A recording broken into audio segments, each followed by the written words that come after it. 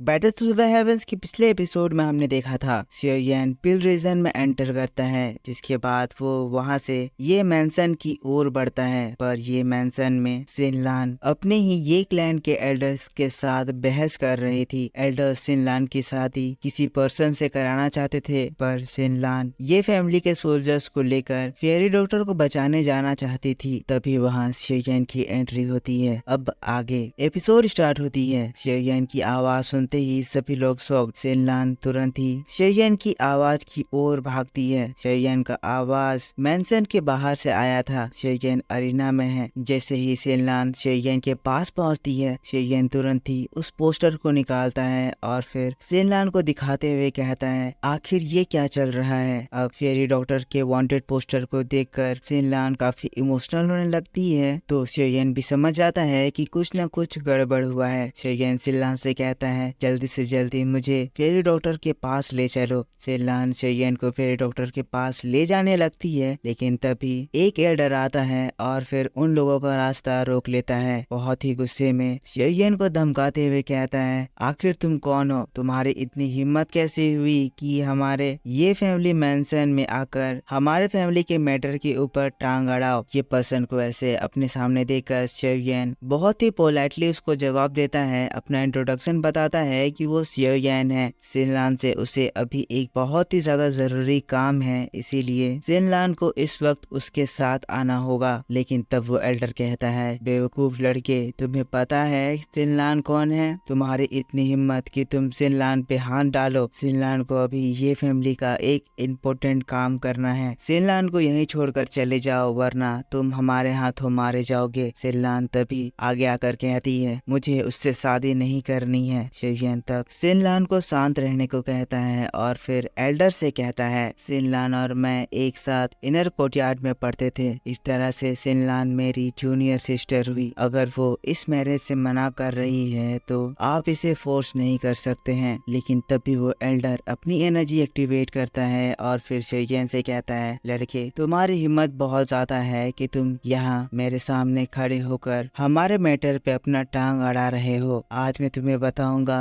कि ये फैमिली के एल्डर से टकराने का क्या असर होता है। एल्डर अपनी पूरी ताकत लगाकर बहुत ही तेजी से शियोयन के ऊपर अटैक करता है। शियोयन सिनलान को सबसे पहले अपने पास से साइड करता है और फिर उस एल्डर के बहुत ही स्ट्रॉन्ग अटैक को बहुत ही आराम से अपने सिर्फ एक ही हाथ से रोक लेता है। अब अटैक इतना ज्यादा स्ट्रॉन्ग था कि शियोयन के इसको ब्लॉक करने से उस जगह पर एनर्जी का एक बवंडर बन जाता है। शियोयन एक दाओ जोंग लेवल का पर्सन है और ये एल्डर दाओ वांग के 8 या 9 स्टार पर है। प्रिसाइजली बताओ तो शियोयन अभी दाओ जोंग के 1 स्टार के पीक पर होगा। शियोयन कहता है, तुम्हारी इतनी औकात नहीं है कि तुम मुझे सबक सिखा सको। जिसके बाद अपना थोड़ा सा स्ट्रेंथ लगाता है और उस एल्डर के फिस्ट को बुरी तरह मरोड़ देता है। शियोयन की स्ट्रेंथ भी इसीलिए बढ़ गई है क्योंकि शियोयन एक तो दाओ जोंग लेवल पर पहुंच गया है और दूसरा वो हेवनली डीमन फिनिश ट्राइब के ब्लड एसेंस को भी एब्जॉर्ब कर लिया है। तो हम पहली बार एसेंस के एब्जॉर्प्शन के बाद शियोयन की स्ट्रेंथ का नजारा देख रहे हैं। शियोयन उस एल्डर के ऊपर एक पंच मारता है और वो एल्डर उस पंच को डॉज भी करता है, पर फिर भी शियोयन के पंच से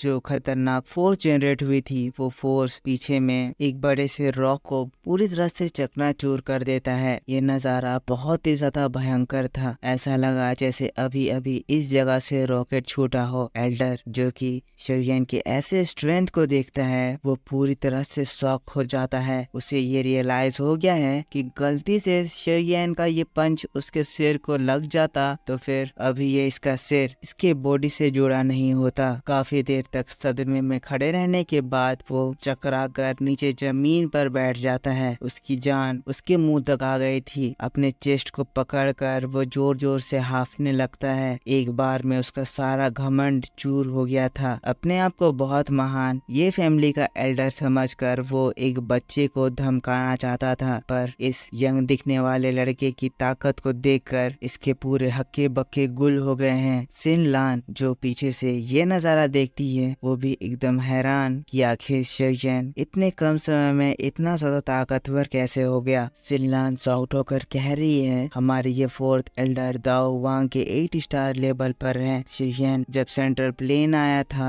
तब वो दाओवांग के 3 या 4 स्टार पर था, पर अब शियन सिर्फ 1 साल के समय में दाओवांग लेवल को एडवांस करके दाओजोंग लेवल पर पहुंच गया है। इतना ज्यादा ताकतवर हो गया है कि 4th एल्डर भी शियन के सामने एकदम हताश हो गए हैं। ब्रदर शियन, आप सच में बहुत ज्यादा स्ट्रॉन्ग हो गए हैं। लेकिन तभी बाकी के तीनों एल्डर्स ये तमाशा देखकर बाहर निकल आते हैं। जो फर्स्ट एल्डर होता है वो आगे की कन्वर्सेशन स्टार्ट करता है, कहता है तो वो जीनियस तुम हो जिसके बारे में सिनलान के मुंह से हमने काफी ज्यादा तारीफ सुनी थी। लड़के, भले ही तुम्हारा इंटेंशन कुछ भी हो, पर तुमने बिना परमिशन के हमारे ये फैमिली के हाउस में एंटर करने की हिम्मत करी है और तुम्हारी ये हरकत सीधे हमारे स्वाभिमान को हर्ट करती है। भले ही हमारे ये फैमिली की हालत अभी ठीक नहीं चल रही है, पर फिर भी इस तरह की बुली को हम लोग बिल्कुल भी टॉलरेट नहीं करेंगे। शियन इसकी बातों को सुनकर रिस्पॉन्ड करता है, कहता है यहाँ पर जो भी कुछ हुआ इसकी शुरुआत मैंने नहीं करी थी, पर मेरे पास अभी आप लोगों को सफाई देने का समय नहीं है। मुझे जल्दी हो रही है, मुझे यहाँ से जाना होगा। पर जैसे ही शियन आगे बढ़ता है तभी 2nd and 3rd Elder Hsien को आगे से रोक देते हैं। दोनों ही एल्डर्स अपने अपने वेपन निकालते हैं और फिर शियन के चारों ओर बहुत ही तेजी से घूमने लगते हैं। अपने स्वॉर्ड से